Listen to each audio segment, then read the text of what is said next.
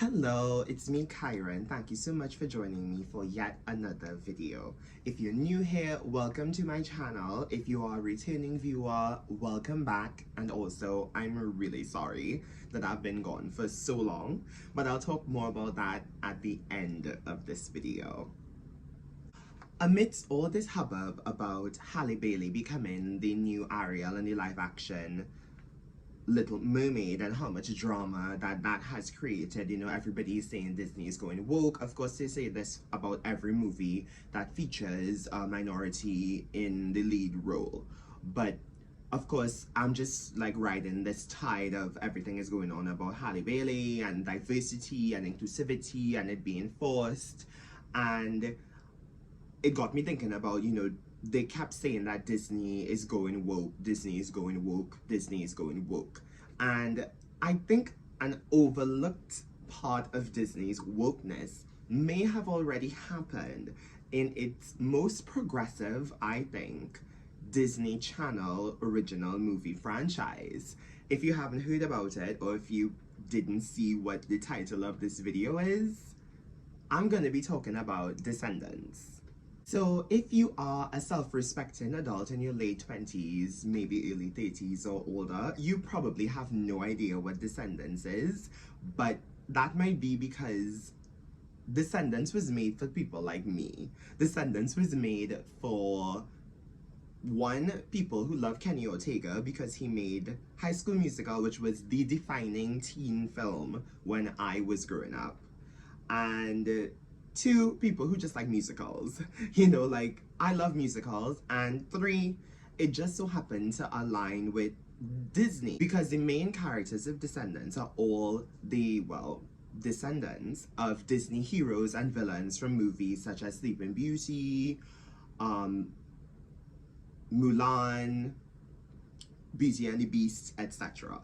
So it's all about them. And if you're interested in Disney movies and you're interested in musicals, it's like the perfect mixture of those 2 things, all wrapped into a Kenny Ortega, beautiful, amazing, wonderful musical extravaganza, because we know that Kenny puts his whole foot when it comes to producing this type of stuff. So there are 3 films in the Disney Descendants series. It's a trilogy, just like High School Musical, except that the last one in the Descendants trilogy didn't get a theatrical release. That's unfair. I think we were robbed. But anyway, let's just talk about these Disney Channel original movies. What really is Descendants? If we go all the way back to let's go back to the beginning. Okay, so back to the beginning. What is Descendants actually about? So Descendants is set in a world where all the Disney villains have not necessarily been killed. They've been put on an island prison by the fairy godmother from Cinderella. So if you're all in a prison on an island, you're all adults. We know what adults do in their free time. So naturally, children were born. So Descendants centers on the children of Maleficent, her daughter Mal. There is the daughter of the evil queen, Evie. There is Jafar's son, Jay. And then there is Cruella de Vil's son, Carlos. And those are the main 4 in the villain kids. They're the VKs. That's what they call themselves. I don't know if it's cringe. Some people think it's cringe. I actually like it. The VKs, villain kids. It makes sense to me. On the other side, off the island, on the mainland, you have Auradon. All the Disney kingdoms have come under one king, King Beast, and his queen, Belle. And for some reason, they have decided to, I suppose, abdicate in favor of their 16-year-old son. I don't know, this is Disney Channel original movie logic, but it pushes the plot forward. And yeah, so he's going to become king, and his first proclamation is that he thinks that some of the children from the villain island should get the chance to come to Auradon, get the chance to come where everybody else is, and get to enjoy the benefits of being there. Of course, he attends a high school with lots of the children of famous Disney characters, so we get introduced to the daughter of Sleeping Beauty, who is a very significant character, especially as we go into the third film. We also get introduced to the daughter of Mulan, we get introduced to Cinderella's son, we get introduced to lots of different characters who make up some of the supplementary characters attending Auradon Prep, which is the school that the 4 villain kids end up attending. So the villain kids end up attending Auradon Prep alongside all of the heroes' kids, and they all have their personal arcs, but they also have a secret mission given to them by their parents. Maleficent has charged them with getting the fairy godmother's wand. The fairy godmother's wand is what trapped all the villains on this mystical prison island. So getting access to the wand would take the barrier down and allow all the villains to escape. So while Maleficent's daughter and all of her friends are there trying to enjoy life in Auradon, they really are trying to help their parents escape. But of course, they all get distracted by their own personal journeys. So you have Mal, Maleficent's daughter, who tries to seduce King Ben, who is the Beast's son, and she essentially steals him away from Sleeping Beauty's daughter. Because if you have access to the king, well, that can't be a bad thing, right? We also have Evie. Evie is the daughter of the evil queen, and she actually embodies a lot of the traditional qualities of a Disney princess. She's happy, she smiles a lot, she's beautiful, she can sing really well. You know, she has been raised to see herself as a princess, but once she gets to Auradon, they make it known that they don't recognize her as a princess, despite the fact that her mother was a queen. Jay and Carlos, Jay being the son of Jafar and Carlos being the son of Cruella de Vil, they learn to play team sports, they learn to get along with others, because growing up on the island, it's a violent, a more aggressive place. And Auradon Prep and Auradon in general is meant to be a bit more peaceful. So they each get to learn to be like better people by being in Auradon. Essentially, they are not too keen on allowing the villains to escape the island and take over Auradon, because they like Auradon. They like Auradon as it is. They've benefited quite a bit from Auradon. But through shenanigans, the barrier does come down. Maleficent does make it off the island. She does attack the royal family, but Mal, Maleficent's daughter, is able to defeat her. It's saved. That's the end of the first film in a nutshell.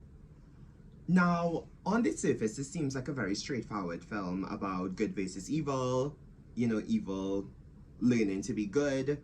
And yeah, I think that that's one reading of it. But I do think that there's a bit more to it than that if we pay a little bit more attention. So what I'm thinking is that this movie actually addresses a concept that we're all familiar with, but that we may not have a lot of information about. And that is social class. I'm sure you've heard social class being used before. It's not really something that we talk about very much, but social class absolutely does exist. And I would just like to talk about what social class actually means before I get into how that may impact Descendants. So there are generally 3 social classes. You have the upper class, normally made up of the 1%. You know, we're thinking millionaires, billionaires, Jeff Bezos, those types of people. We have the middle class, which could be broken down into a few subdivisions, you know, upper middle class, lower middle class. You know, upper middle class being like professional people, maybe not necessarily the highest earning people, but they do quite well. You know, they could buy their own houses, they could maybe take one extravagant vacation a year. And then you have maybe the lower middle class who they're doing okay. Maybe they could take one good vacation every other year. But yeah, they're not very wealthy, but they're not so poor that they maybe need to be on food stamps or something. And then you have the lower class, the working class. These are people who are living paycheck to paycheck, who depend on assistance, who are experiencing all the worst things, and they need the most help from our societies. And often what we see coming out of working class environments is what some might call, and I'm going to use a word that people don't like, but that I think is applicable here, from people who are from lower class backgrounds, you often see ghettos. So I'm strictly using it in the educational sense. So what is a ghetto? According to Merriam-Webster, a ghetto is a quarter of a city in which members of a minority group live, especially because of social, legal, or economic pressure. In the case of Oregon, we see that the Isle of the Lost, that's the little prison island, the Isle of the Lost is a place where all of these villains have been put. It's a prison, but it also is a bit of a ghetto. So I think that this definition is very applicable to the Isle of the Lost, where the villain kids have been raised. We see there is social, legal, and economical reasons that they're stuck in this neighborhood. Because if you've seen the movie or you see any clips, I'm hoping that you would have seen some clips by now. Editing Kyron, please insert some pictures. Yeah, it's very dirty. It's everybody is poor, everybody is wearing old clothes. Like, it's not meant to be a nice place, but that's because it's a prison essentially, and it also is a really poor neighborhood. It seems like they get provisions. I don't really know how they get provisions. So they're living in a place where there isn't much in terms of access to anything really. It's a poor neighborhood for people who are criminals, and yeah, their kids end up being impacted by that. Going back to the idea of social class, in general, your social class is given to you by your parents. You can move up or down, and in the last couple of years, we've seen a lot of that happening. I mean, it's always happened that people have been able to move up and down the social ladder, given access to capital or the means of production. They might be able to move up. But in general, people who come from the 1% stay within the confines of the 1% because they're given the opportunities to get a good education and to move up. If you come from a middle class home, your parents would probably be able to send you to a decent school, and therefore you would be able to enjoy the middle class luxury life as much as you can. But if you come from a low income family, it's a fight to move from a low income family into something a bit higher. And in the case of Oregon residents and people from the Isle of the Lost in particular, they are stuck on this prison island with no opportunities to get off. What I found really interesting about Descendants was that once the villain kids joined the heroes' kids at Oregon Prep, they were immediately viewed with suspicion. And the reason why was because they come from a rough neighborhood. They come from the roughest neighborhood in the nation of Oregon, which is the Isle of the Lost. That's the prison island. So, you're not expecting anything good from people who come from that type of background. And we do this all the time in everyday life. Look at the way we treat ex-convicts, for example. How difficult is it for an ex-convict to be able to get a good job or to be able to move on with their lives after they get out of prison? Our society continues to punish them even if they did the time.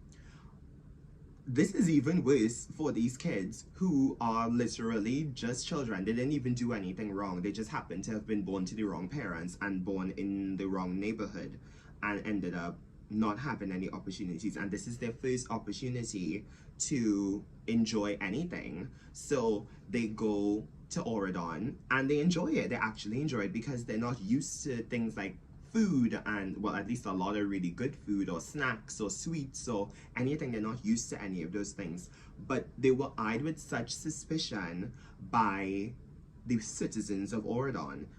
To a certain extent, I understand why, especially because their parents sent them there with an evil mission. So there was reason to be suspicious.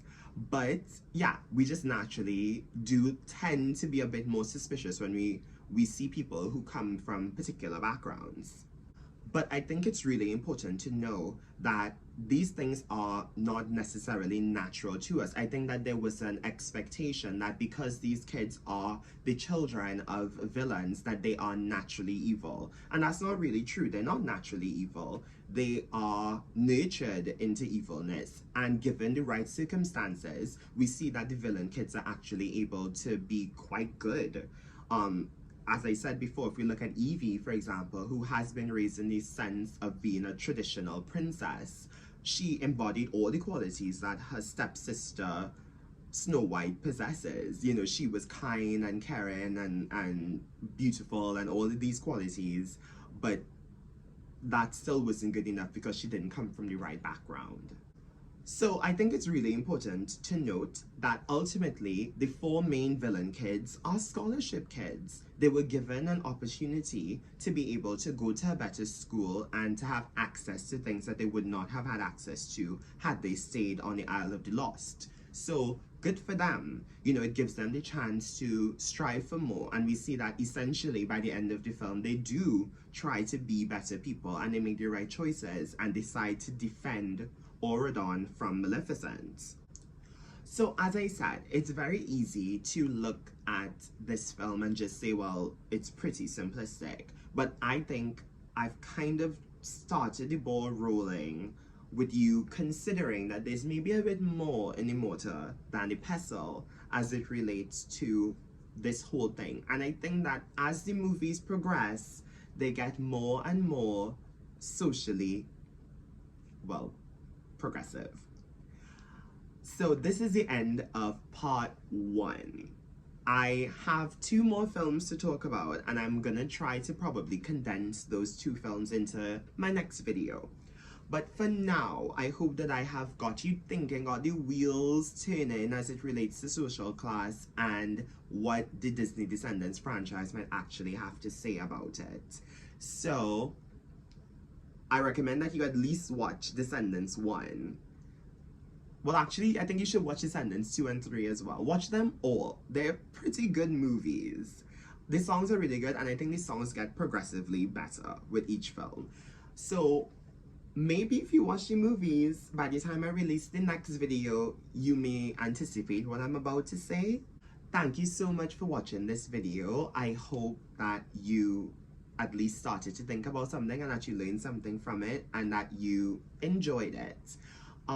Yeah, I have been gone for a while, I know, I'm sorry, but I started a pretty rigorous new teaching job a few months ago, and it means like a lot more time has to go into planning and putting out a bit more effort into my lessons, and I feel like I maybe didn't have the energy. I have a list of things that I've wanted to make videos about, I just haven't had the chance. So I'm gonna try to do better in the next upcoming months because I am getting the grasp of managing my time a bit better. So here's to part 2 of this video coming out very soon, and until then maybe I'm gonna film a couple of shorts about different things. Yeah, you know, I talk about lots of stuff on this channel, from movies to social justice issues, so I'm going to be all over the place. Hopefully you enjoy that content. Please like, share, and subscribe, and I'll see you again soon. Bye.